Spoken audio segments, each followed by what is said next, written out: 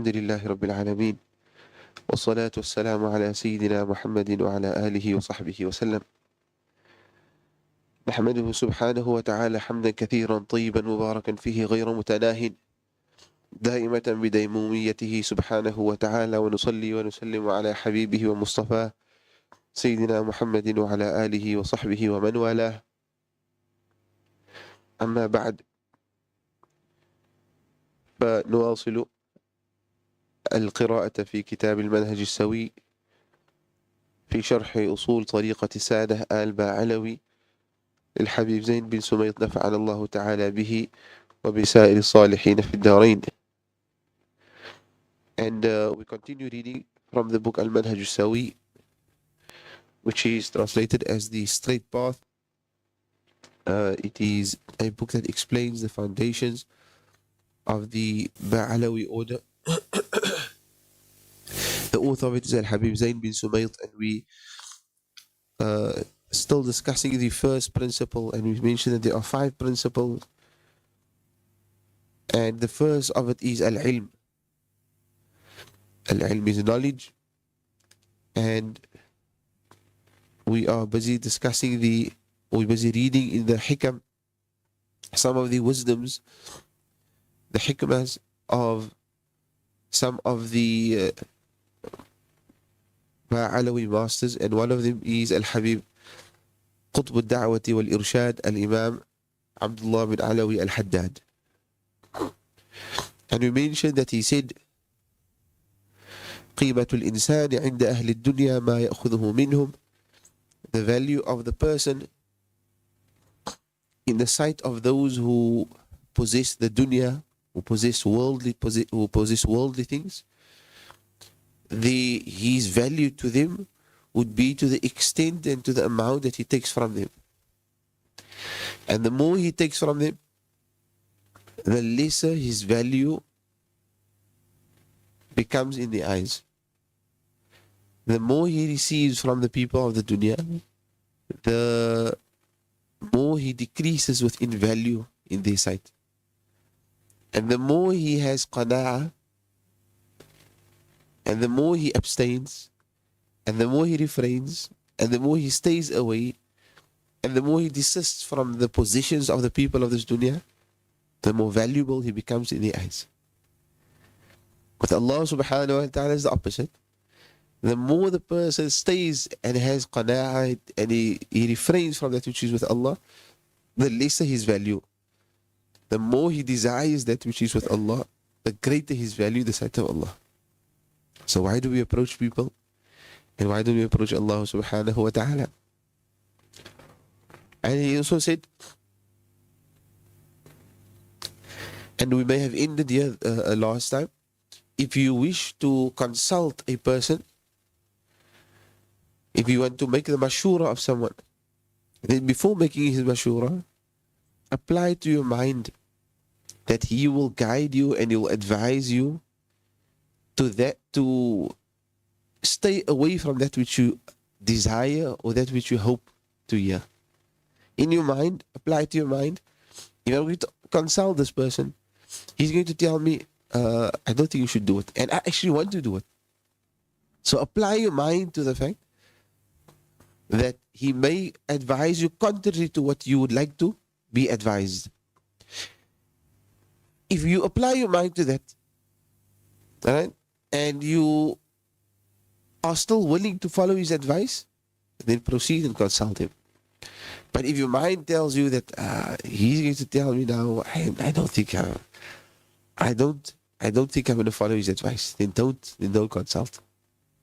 Because why? You're not consulting in order to determine what you should do. You're consulting to get affirmation to make you believe what you are feeling is true. Right? When consulting, if that is the person's state, that he say, I'm going to make mashura. Should I or should I not do this specific thing? Before, Imam Haddad says, before you make that mashura, first think about what is it that you would like, and what if the person advises you contrary to what you would like. what you would hope him to advise you.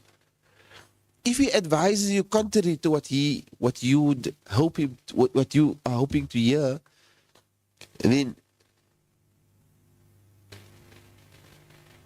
what to apply yourself to? Would you follow his advices or would you not follow? If you're not going to follow his advices, if you're not going to follow his mashura, you're not going to take his mashura, then rather don't consult. If you're willing to take his mashura, then consult. Because the objective of mashura is not to get confirmation that what I'm feeling is true. But the objective of mashura is to get guidance as to what is best, regardless whether it is in favor of what I feel or contrary to what I feel. But those people, when they consult with their mashura, they already have something in their mind and they basically just want to get some kind of affirmation. What I'm feeling, what I'm thinking is true. And in doing so, they consult.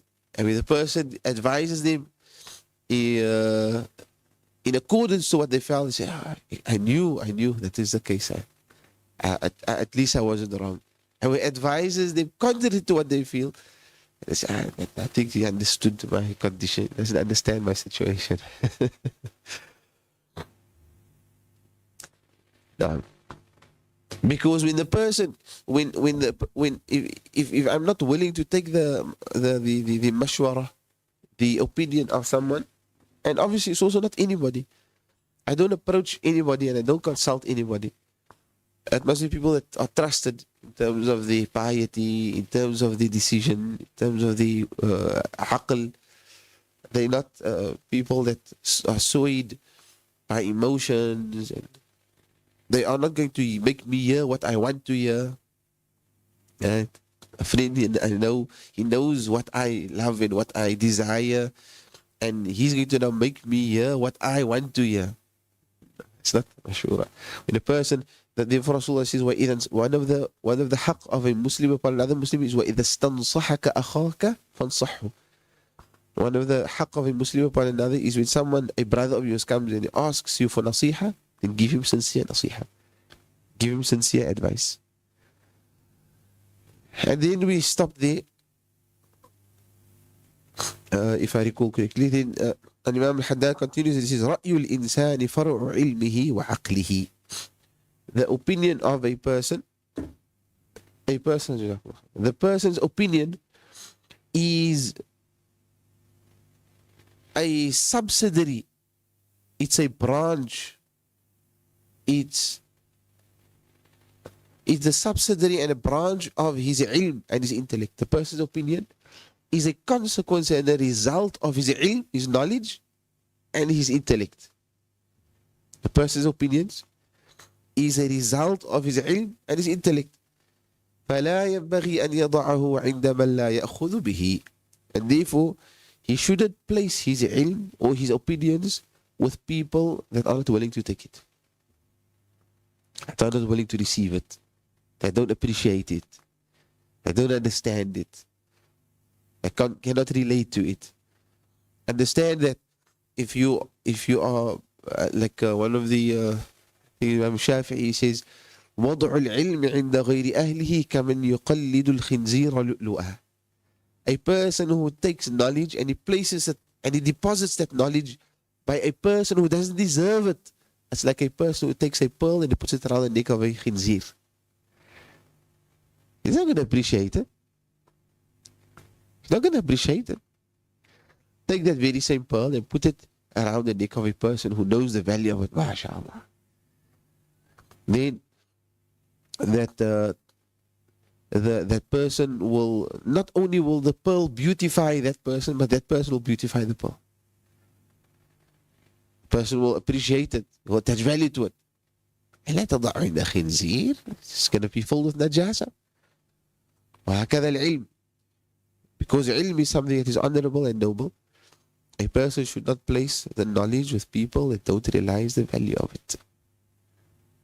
Don't realize the value of it.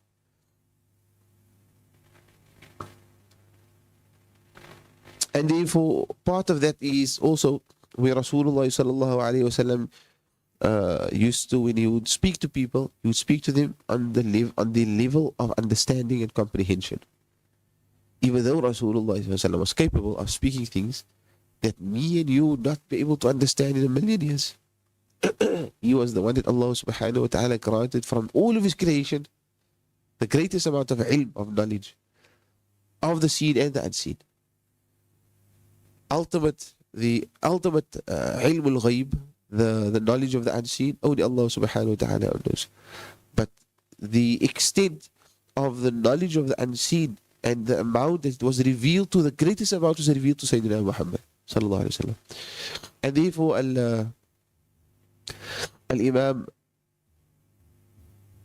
Al-Imam Al-Busayri,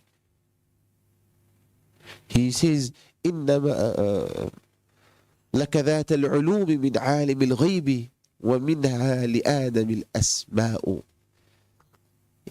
Oh Muhammad, you've been given the essence of knowledge from the one who knows the knowledge of the unseen, Allah subhanahu wa ta'ala.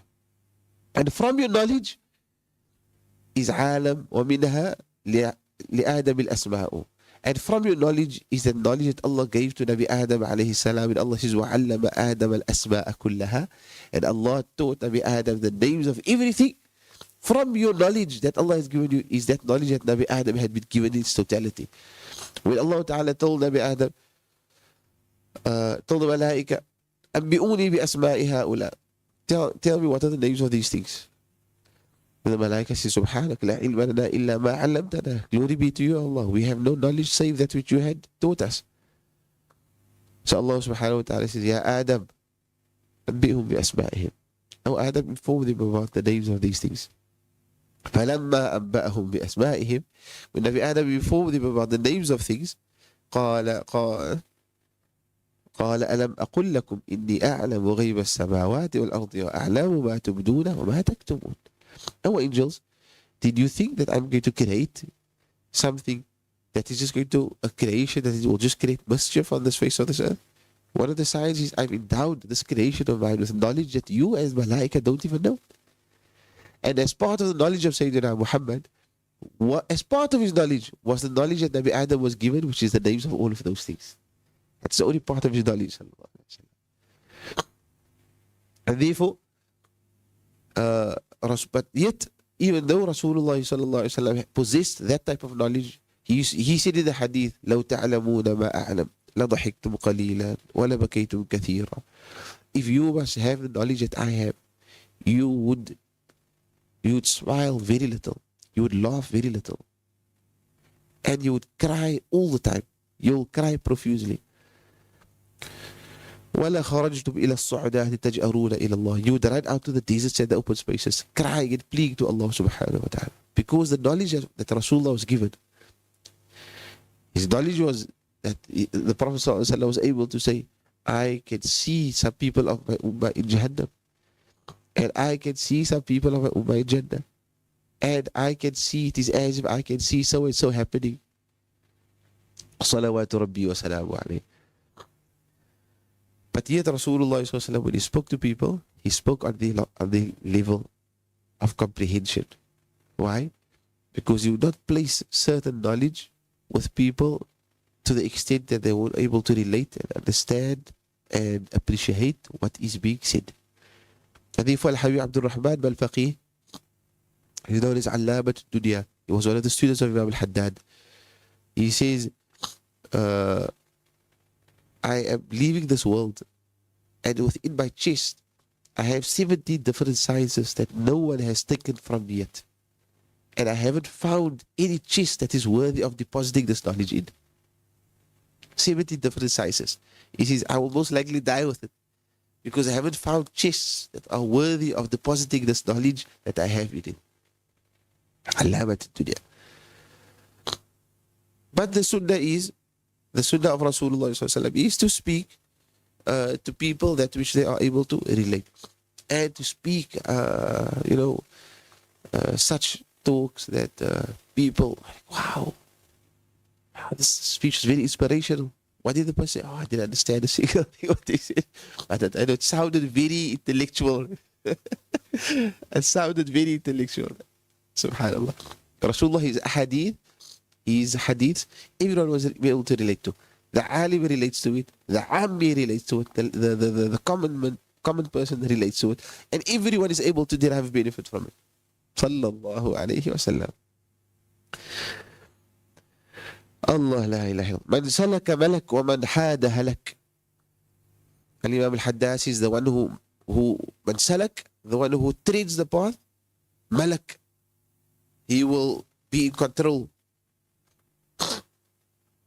He will dominate. Man salak, the one who treads the path, he will dominate. He'll be in control. The one who treads the path of purifying his heart, of cleansing his heart, of embellishing his nafs with beautiful traits. It's constant mujahada, striving. He treads the path to Allah. Malak. He will be in control of his nafs. He'll be in control of his desires. He'll be in control of the dunya. He will be in control of that which he was placed in control of. His limbs. His limbs will not control him.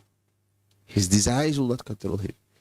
He will be the master and they will be the servants.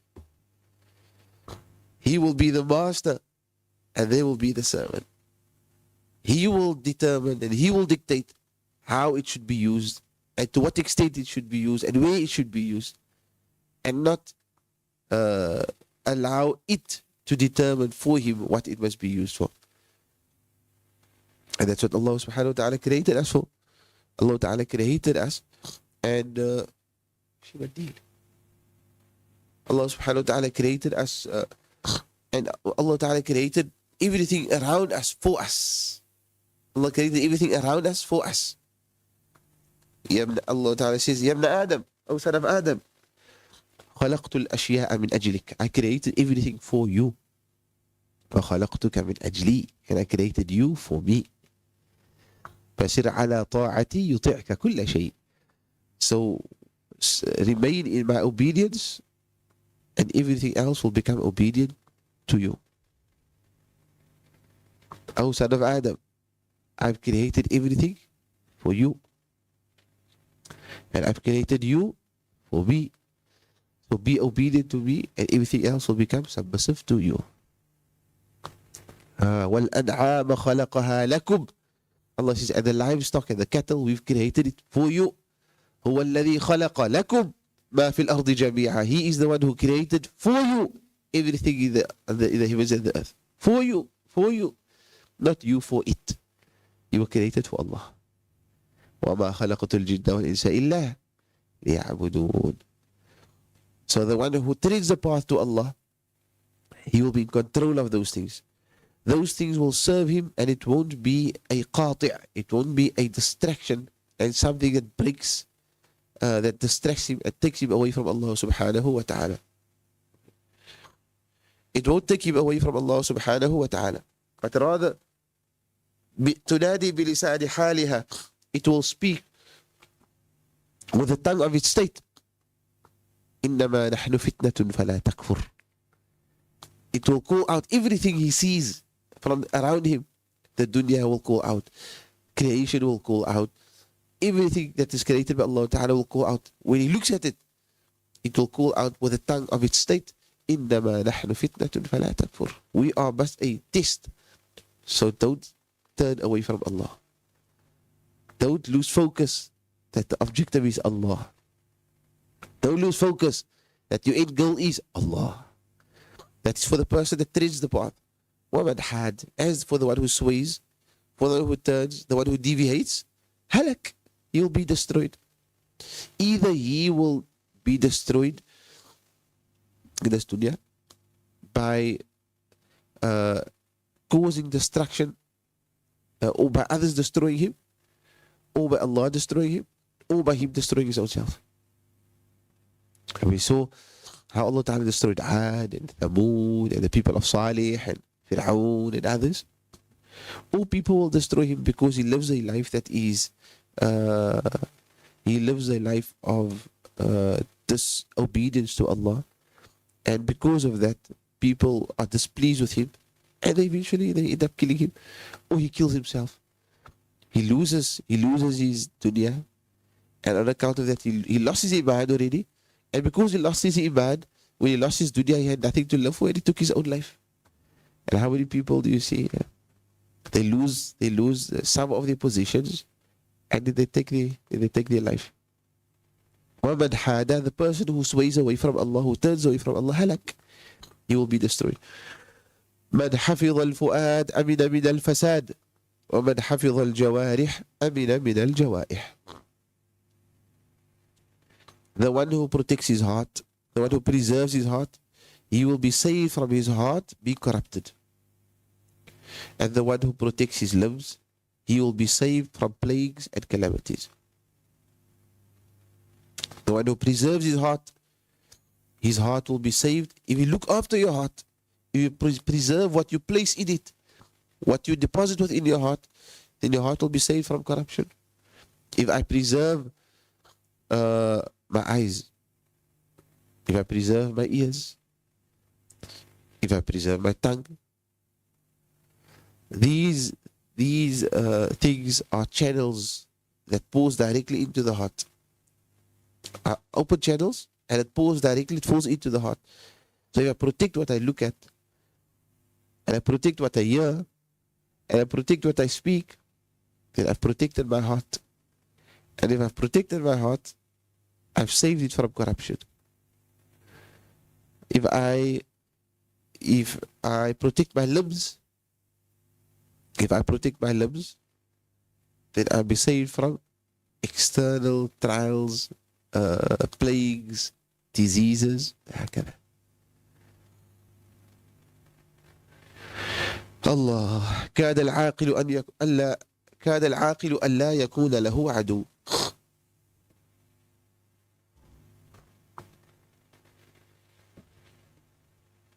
He says that the aqil, the person who possesses intellect, he's a person who almost does not have any enemies. وَكَادَ الْأَحْمَقُ أَلَّا يَكُونَ لَهُ صَدِيقٌ. And the person who's ignorant, a person who's an ignoramus, an idiot, he is a person that almost doesn't have friends. A person who is aqil, who's intellectual, who's wise, who's witty, who's mentally he's stable, he's very reasonable, he almost doesn't have enemies. Because whatever he does, he doesn't do it based on emotions. He's not a person who's driven by his emotions. It's well thought through, it's well processed, it's very balanced in terms of his approach. He's a balanced, mentally he's a very balanced person in terms of his approach to life. And because of that, he's able to justify whatever he does. He's not driven by his emotions as a person who's just, like they call it, like a loose cannon. You know, you get him at the wrong time, you must first see, okay, how is he? I say, all right. You know, can I speak to him? Can I approach him? A person who's aqil, he always gauges things. He always approaches things with moderation. He always approaches things in a very balanced way. He's not a person who is very emotional and doesn't allow his emotions to dictate to him to make decisions. Even though he may be surrounded by people that are very emotional, but he's very balanced. Very balanced. He doesn't lose his control. This is a sign of a wise person, a wise man, a witty man. Even though he may be surrounded by females who are very emotional. And the lady cries. And his daughter cries. And this one. And so, subhanAllah, not only females, but even men. Men these days are even more emotional than females. Alright. But he's always, in terms of his stance, Sayyidina Rasulullah sallallahu alaihi wasallam. Sayyidina Rasulullah sallallahu alaihi wasallam. In the house of Sayyidatuna Aisha. In the house of Sayyidatuna Aisha, Sayyidatuna Maimuna, I think, sends some food. The famous incident, Sayyidatuna Aisha opens the door. What is this?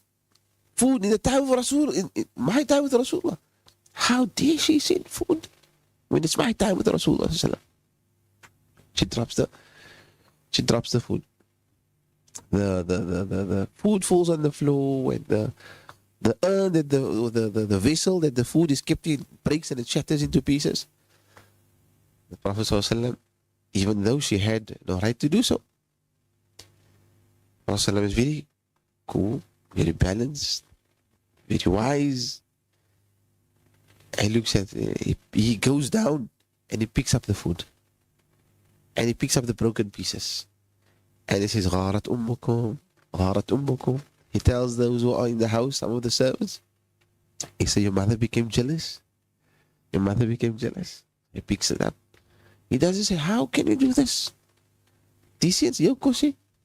Dis is jou botie. Het was eens vir jou gemaak. En sy gaat so aan. Tel die goedes op nou. He goes down. He says nothing. He goes down. He just says, غارت أمكم. And he smiles, sallallahu alayhi wa sallam. Picks it up. And he says, Ya Aisha, I think it's only fair that because you broke her plate, that you should return another plate of yours to her. Takes a plate and he gives it to me. Tells me, Muna, jazakallah khair. Khalas. Balanced approach. A person who is balanced in terms of his approach, who's not emotional, who's not driven by emotions and by situations and by people, and he always looks at things في معيار العقل, in terms of his intellect, in terms of, even if it goes against himself. It's very balanced in terms of his approach. Someone disagrees with him.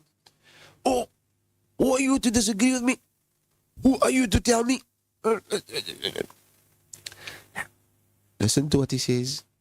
MashaAllah. Yes, my son, you make sense. I think your opinion is better than mine. I think we should begin to go with yours. I said so. Who are you? You can't go against what I said. I am the Sultan in the house. I am the boss of the company. I am. لا. So Sayyidina Umar ibn al-Khattab radiyallahu ta'ala anhu was standing on the minbar.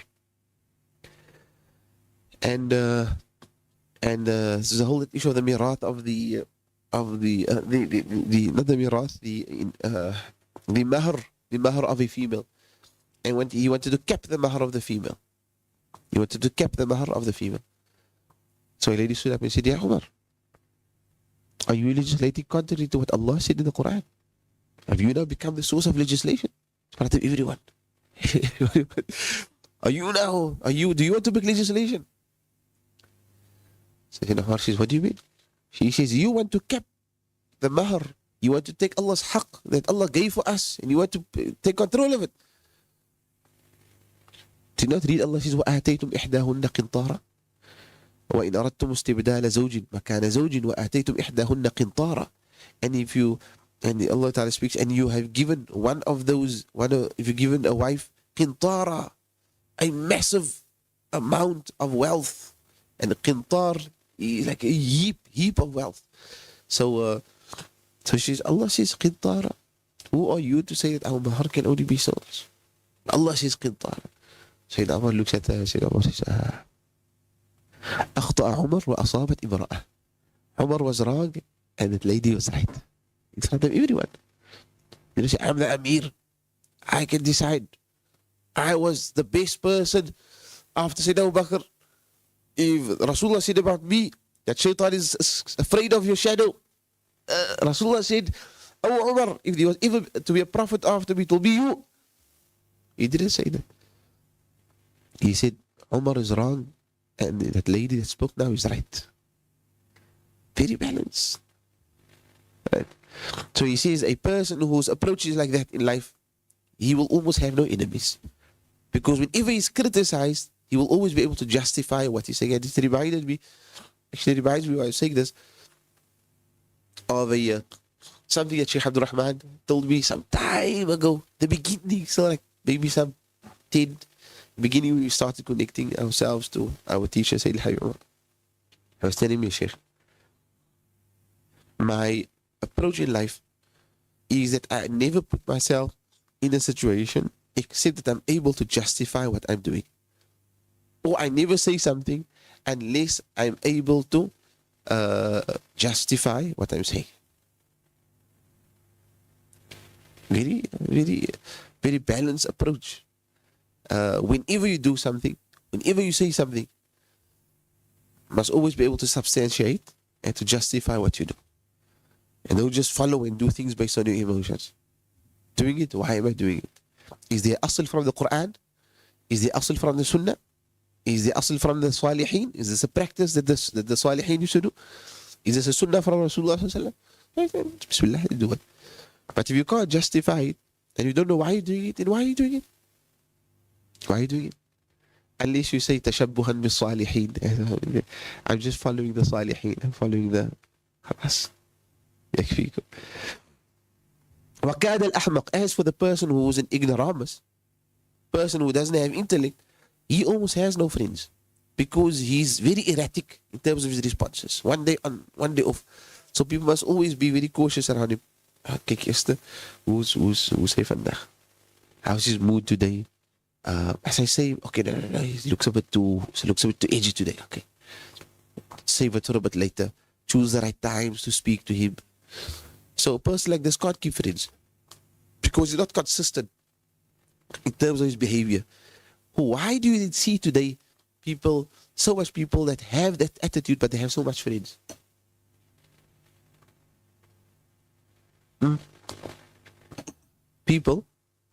Many people today, they're very erratic in terms of their behavior. They're very inconsistent in terms of their responses. They're very emotional, they're very arrogant, but yet they have the most friends. Some of them have the most friends. Why? Firstly, there's a question whether you can call them friends. But the reality is most people today, they build relationships and they forge relationships today easily if they possess wealth. So wealth has become the determining factor, not the person's ilm and his aql anymore. His knowledge and his intellect is no longer the criteria for befriending a person.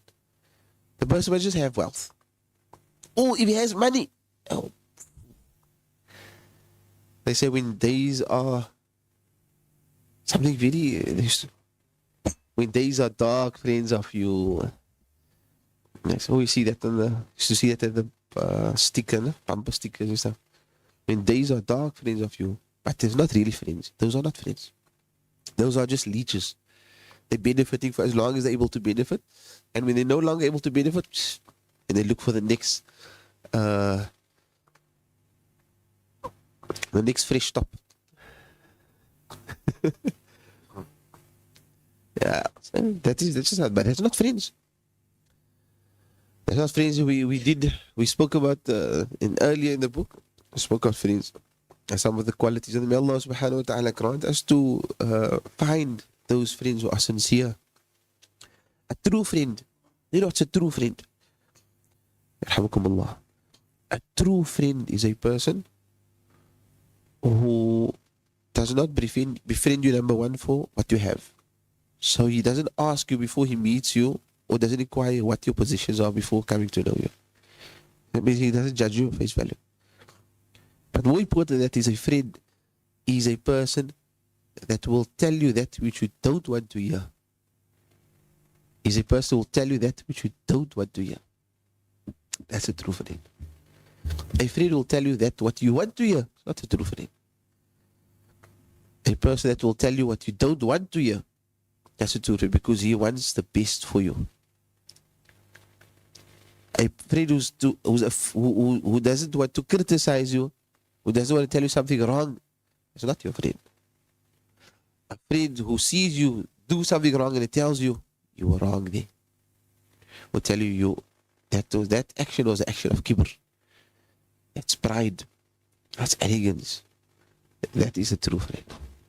Because if the friend cares for you, then he will care about saving you in the day of Qiyamah. But if he sees you do haram and he entertains the haram, he sees you backbiting, he sees you speaking ill, and he sees nothing, and he entertains the discussion. That's not a true friend. And that friend between you and him on the day of Qiyamah will be, there will be no relationship. Allah Ta'ala says, Al-akhillau yawma'idhin ba'duhum li ba'din adu. All friendships of this world will be broken on the day of Qiyamah. They will be enemies of one another. Illa al-muttaqeen. Except those whose relationships were built, were forged, were created on taqwa. If it's built on taqwa, then they will be friends on the day of Qiyamah. Else there will be no friends. Allahu Akbar. كاد العاقل ألا يكون له عدو. The person of aql, he nearly has no enemies. And the person who's ignorant, he nearly has no friends.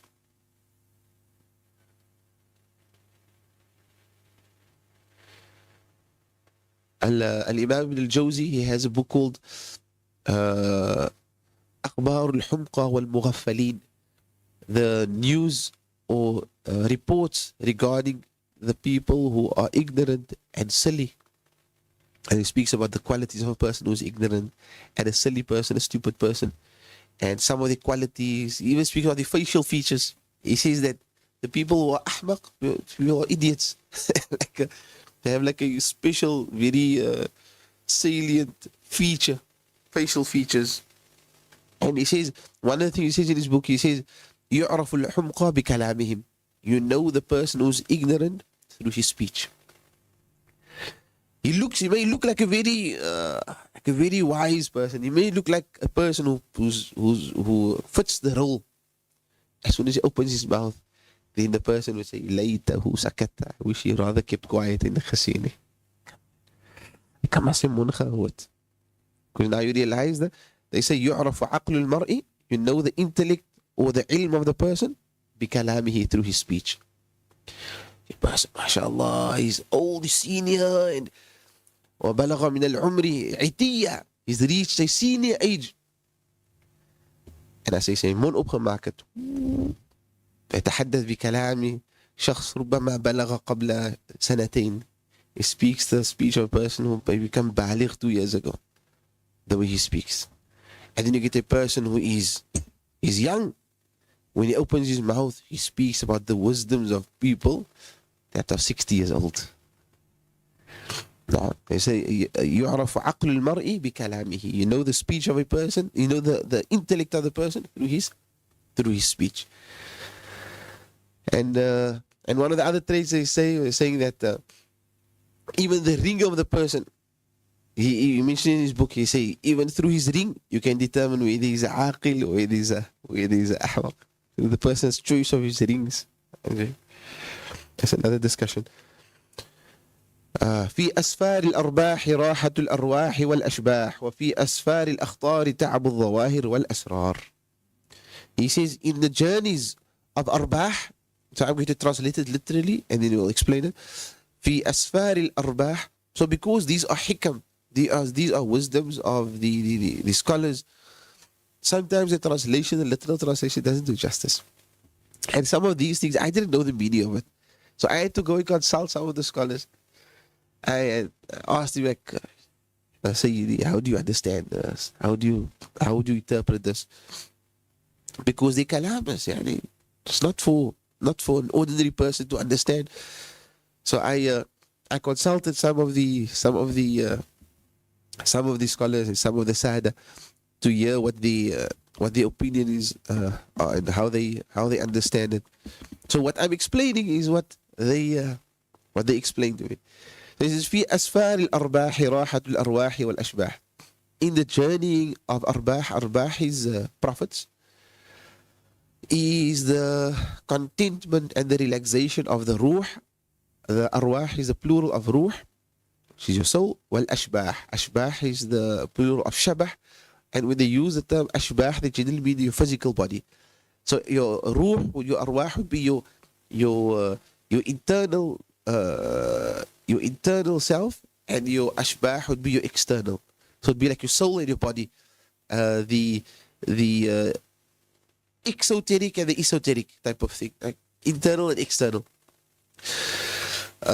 So he says, in the traveling of arbah, in the journeying of arbah, of prophets, and arbah here doesn't mean literally prophets. So that's a literal translation, but what it means is we a person profits in terms of his deen, such as traveling for knowledge, traveling to meet salihin, traveling for umrah, traveling for on sacred journeys, traveling in the path of Allah, traveling for da'wah, traveling to meet mashayikh. In those types of travels, راحة الأرواح والأشباح, you find contentment of the soul and the body. It's contentment of the soul and the body. وفي أسفار الأخطار, and as for the journey, the traveling of أخطار, أخطار is a plural of خطر. خطر is danger. So as for the journey, the danger travels, and here he refers danger travels are travels of uncertainty. So why he calls it arbah, the first one arbah, profits, is because you are guaranteed to profit. You are guaranteed to profit.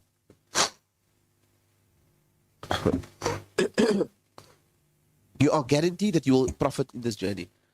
Person travels for umrah, person travels for ilm, person travels for da'wah. You must profit. Guaranteed Allah is going to give you your profit. If your intention is sincere, you profit. شيخ طاهر تقدموا.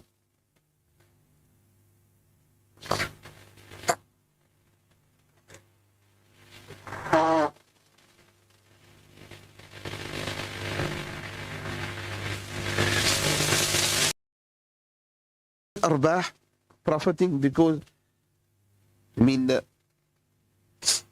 باب اللزوم, من باب ما يستلزم الشيء, from the point of what that necessitates. The journey necessitates, I have to benefit. A person who travels on a journey, a sacred journey, he has to benefit. Allah has guaranteed him that whoever sacrifices for me, I will ensure that he will profit. As for akhtar, again من باب ما يستلزم الشيء, the uncertainties, the travel of the dunya is always filled with uncertainties. So a person who travels for the dunya, for business, right, travels for leisure, a lot of uncertainties in it. وفي أسفار الأخطار, as for traveling of أخطار, of uncertainties of this dunya, تعب الظواهر والأسرار. There is the exhaustion and the tiredness of the external and the inner secrets. Your external body, as it travels, he goes, literally, he travels and he goes and he goes through difficulties to get to a destination. He has to negotiate deals. He has to sacrifice sleepless nights. He has to be careful people don't cheat him or deceive him, or they don't sell him inferior products. He has to make sure that the money gets safe and the money gets transferred safe. Then he has to make sure that the product and the commodity gets back home. Traveling, and then the uncertainties of the journey and this and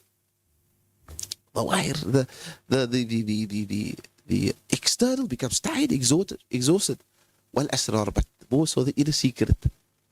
The inner secret is challenged and it's compromised because of entering into the arena of the people of the dunya.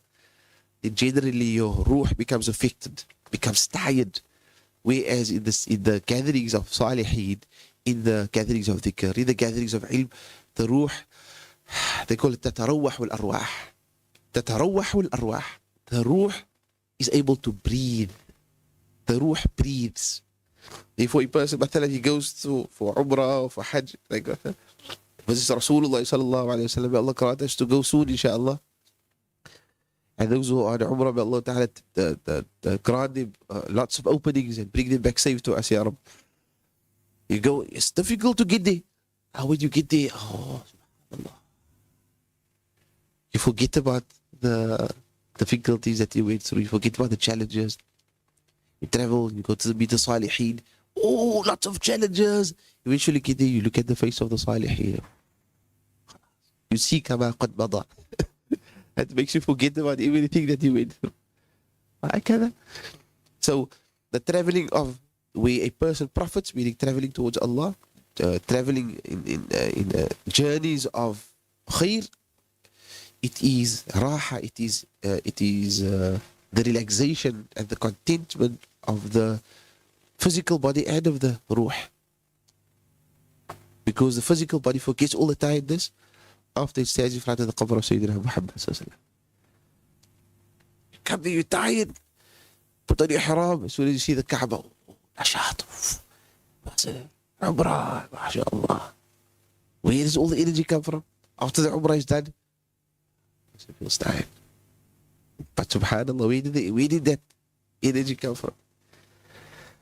As for the traveling of this dunya, it tires the person physically and spiritually. We take one more hikmah inshallah and then we'll end of here. He says, من لم يدفع عنه الفقر قليل المال لم يحصل له الغنى كثيره كذلك من لم ينتفع بقليل العلم فهو من الانتفاع بكثيره أبعد. The person who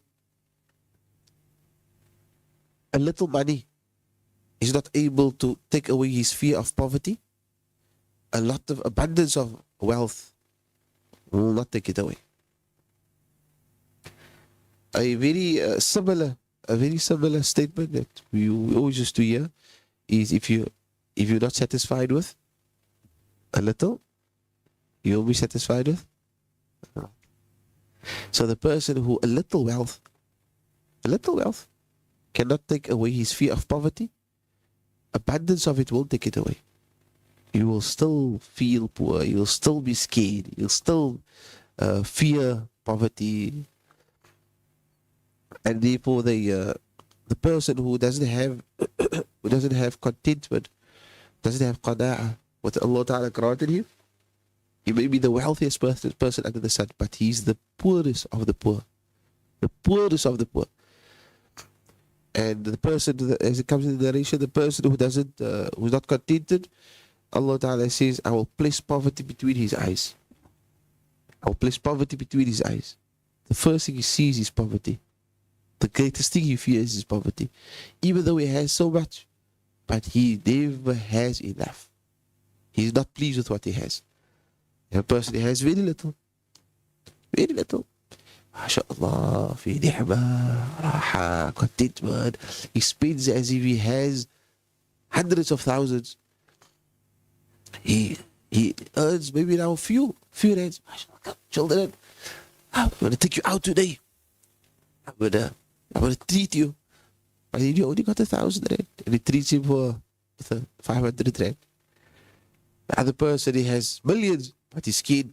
He don't even want to spend 100 rand on it. Right? Therefore, he says, a person who who a little wealth cannot remove the fear of poverty from him, abundance of wealth will not do it. وَكَذَلِكَ, similarly, the person who cannot benefit from a little knowledge, then most likely he will not benefit from abundance of knowledge.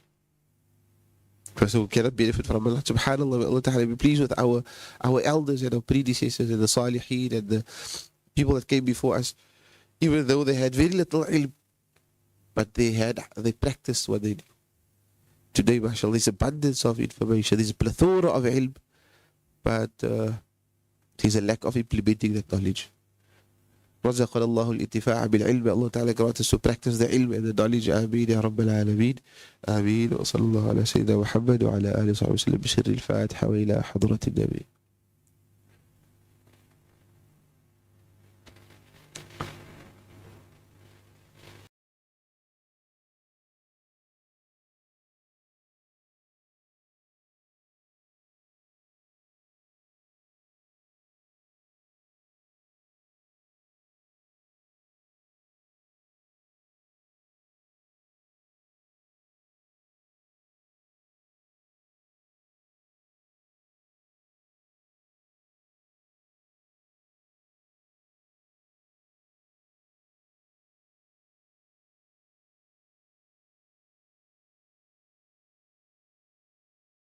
اللهم صل وسلم وبارك عليه وعلى آله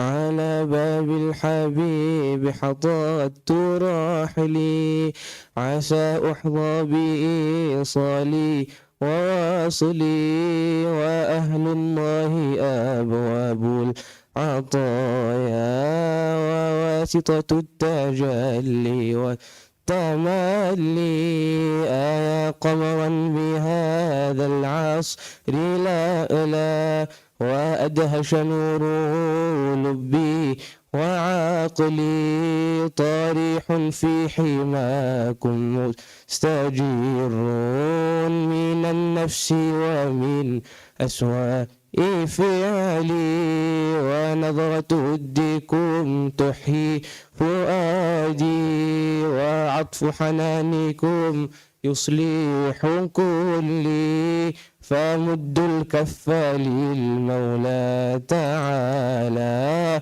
ومن يعطي السهول أجل سولي، ونادوا من يجيب لمن ينادي، ولا يمنع راجي فيض فضلي، وعرض منكم في خيري واصلين، على طه يحقق كل سولي، ويرفع عن فؤادي كل غير، فلا يبقى سوى مولاي شغلي، أغيب به عن الأكوان طرا، ويرسخ في المقام الوصل لأصلي، ينحى عن فؤادي كل ساتر، ويسجد للقريب له يصلي، يدوم على الصلاة بكل حال، ولا يلهو بمال أو بأهل، وينصب داعيا للحق يدعو، بحكم الإرث في جزء وكل، لطه المصطفى خير البرايا، وزين الأنبياء وخير رسلي، ألا جودي بمأمولي ومنوا بإدراكي وفك عقال عقلي، ورعونا وأحبابا وصحبا وأهلنا وكل أخي وانجل، وقالوا قد رجعتم بالعطايا، وما لا عنه يفصح كل قولي، من الفضل الإلهي قد تسمى عن الحد وعن تكييف عقلي، محبوبي بالوصال أنعم عليا، محبوبي بالوصال أنعم عليا، وجد بالنوال منه إليا، وجد بالنوال منه إليا، اللهم صل وسلم وبارك عليه وعلى آله.